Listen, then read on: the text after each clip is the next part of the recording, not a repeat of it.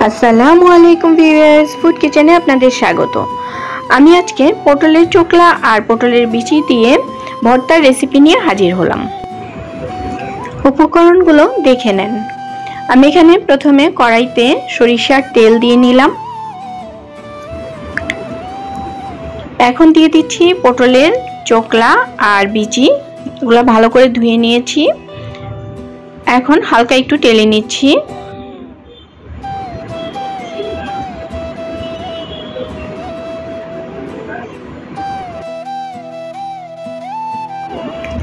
এর মাঝে এখন দিয়ে দিব কাঁচামরিচ, রসুন আর কিছু ধনিয়া পাতা ছিল সেটাও দিয়ে দিলাম।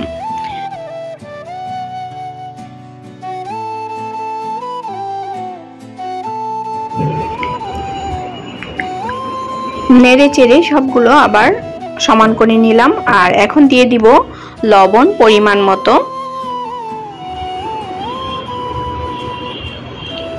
এখন একটা ঢাকনা দিয়ে ঢেকে 2 থেকে 3 মিনিট এভাবে করে রেখে দিব, চুলার আঁচটা একদম কমিয়ে দিয়ে।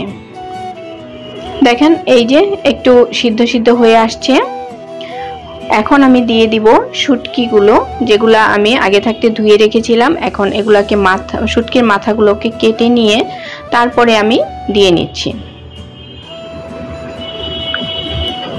ভালো করে নেড়ে চেড়ে মিশিয়ে নিচ্ছি সব উপকরণ।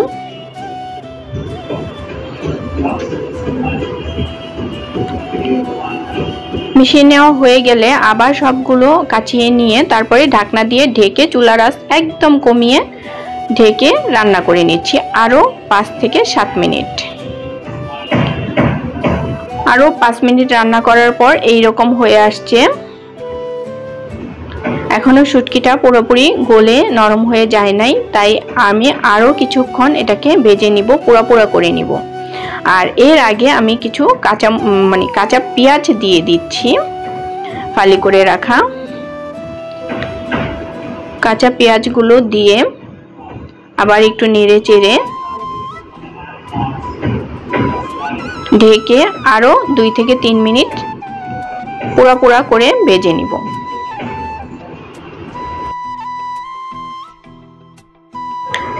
এখন দেখেন একদম পোড়া হয়ে আসছে আর শুটকিগুলো একদম মিলিয়ে গেছে, এক ফোঁটাও অবশিষ্ট নাই।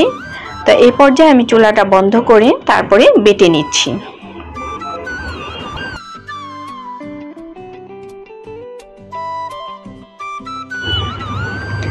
ঠান্ডা হওয়ার জন্য রেখে দিলাম। যখন একটু ঠান্ডা হয়ে আসছে তখন আমি পাটাটা ধুয়ে মুছে তারপরে বেটে নিচ্ছি শিলপাটার মধ্যে। পাটায় বাটা ভর্তা কিন্তু খেতে অসাধারণ লাগে। ব্লেন্ডার বা যে কোনোভাবে ভর্তার চেয়ে পাটায় বাটার ভর্তা আমার কাছে খুবই ভালো লাগে। আমার কাছে মনে হয় আপনাদের কাছেও খুব ভালো লাগবে। মিহিন করে বেটে নিচ্ছি। এই যে বাটা হয়ে গেছে, এখন উঠিয়ে নিচ্ছি। আশা করি রেসিপিটা আপনাদের কাছে ভালো লাগবে। ভালো লাগলে অবশ্যই লাইক, কমেন্ট এন্ড শেয়ার দিবেন। আল্লাহ হাফেজ।